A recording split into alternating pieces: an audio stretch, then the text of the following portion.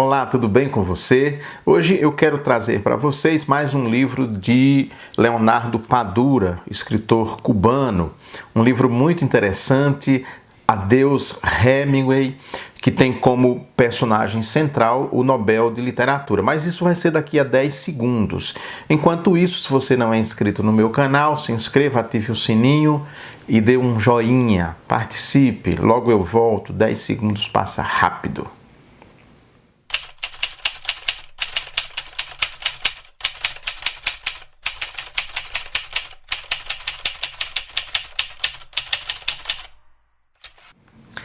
Então, mais um livro de Leonardo Padura, escritor cubano da atualidade, talvez o escritor cubano mais conhecido fora de Cuba atualmente. Adeus Hemingway. É muito interessante esse livro. Se você não sabe, Ernest Hemingway, autor de O Velho e o Mar, por exemplo, que é talvez o livro dele mais conhecido. Ele viveu muitos anos em Cuba, o final da vida dele ele foi para Cuba, mas antes disso ele foi jornalista, cobriu guerras e participou de guerras, participou de safaris na África, era um homem muito ligado a harpas, um homem viril. E os livros dele, quase todos, são relatos dessas experiências dele mundo afora, né? Adeus às armas, Paris é uma festa, e outros livros dele sobre touradas, tem tudo. Ele andava o mundo inteiro nas suas aventuras e depois, ou durante mesmo, ia escrevendo. É conhecido pelas frases cirúrgicas, ele não demora muito nas frases, é bem mais cirúrgico.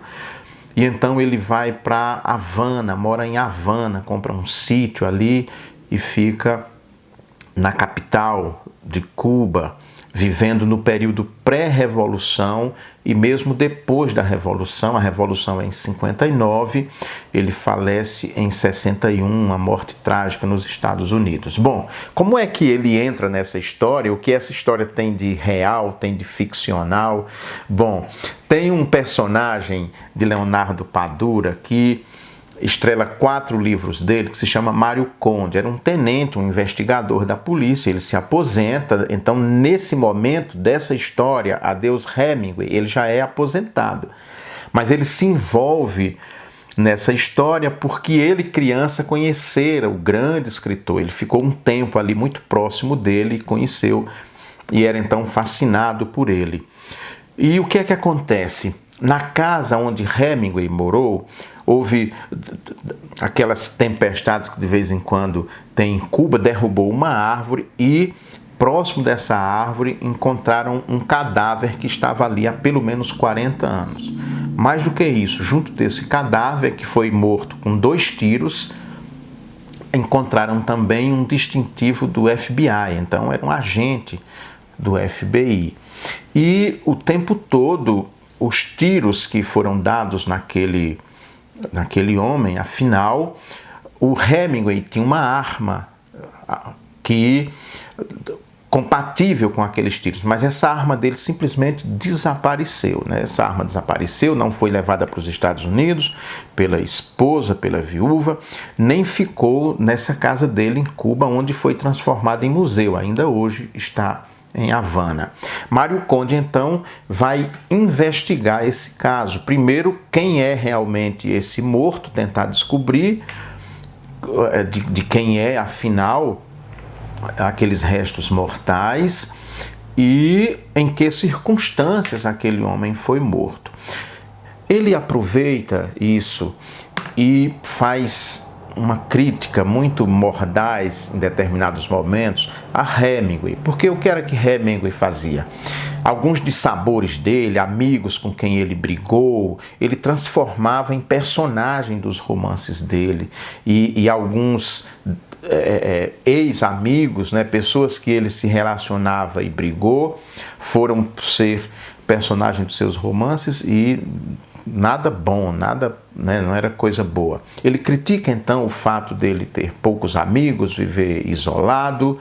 Ele viveu ali em Havana há muito tempo.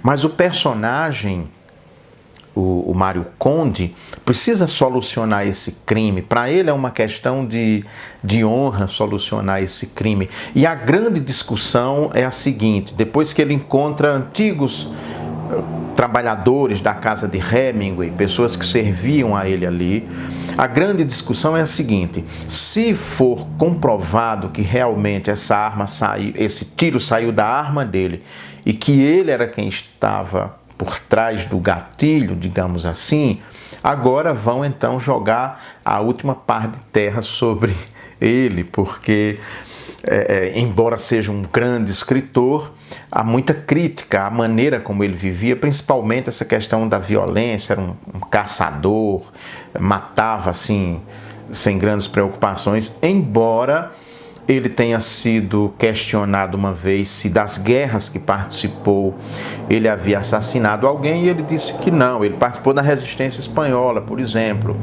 mas ele disse que nunca assassinou ninguém, não matou ninguém. E a discussão é se esse agente do FBI, que foi encontrado no fundo da casa dele, esses restos mortais, se foi ele mesmo que matou. Mário Conde vai aprofundando, vai investigando o caso, e o que é que ele percebe? Ele percebe que em determinado dia Hemingway demite um funcionário dele, dá uma boa grana, arranja um barco e ele vai para o México, vai embora, sai de Cuba. Então, por que é que ele foi embora? Seria ele o assassino e Hemingway o protegeu, ou ele tinha grandes informações e ele então, temendo que ele pudesse dar com a língua nos dentes, ele então o indenizou, mandou embora, dispensou do serviço, indenizou, deu uma boa grana e ele foi para o México, foi viver no México, que era um desejo dele. Ele então encontra com companheiros, pessoas que trabalhavam na casa de Hemingway, que ele pagava muito bem, tanto que eles dizem que quem trabalhava lá não saía, ficava o tempo todo, porque ninguém pagava melhor do que ele.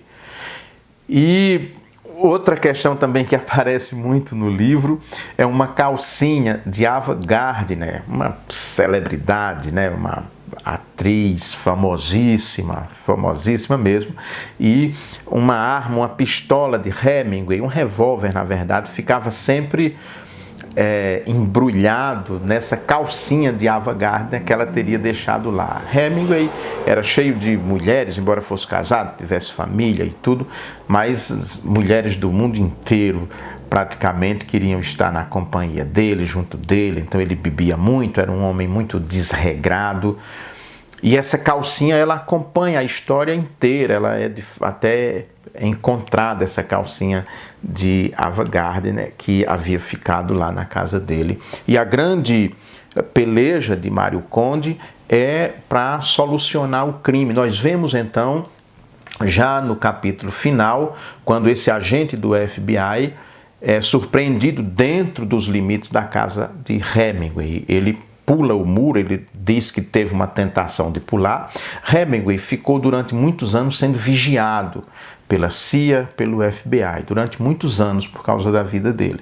E aí esse agente disse que tinha sido designado para Cuba, ele era manco, inclusive, por causa de um tiro no joelho, tinha sido designado para Cuba para procurar saber tudo da vida de Hemingway e, de fato, produzir o relatório e tudo mais a respeito dele. Ele pula a cerca, é surpreendido e, então, tem um longo diálogo dele com Hemingway. Hemingway, na verdade, queria que ele revelasse o que havia nesse relatório que tinha sido feito e enviado para os Estados Unidos a respeito do grande escritor e Nobel de Literatura. E ali tem um diálogo muito grande, muito longo, mas termina a história sem a gente saber ao certo quem assassinou aquele agente do FBI, se foi Hemingway, se foi algum dos empregados dele por fidelidade ou amando dele, e aí acaba que o crime não fica plenamente solucionado, digamos assim. Mas é uma história muito envolvente,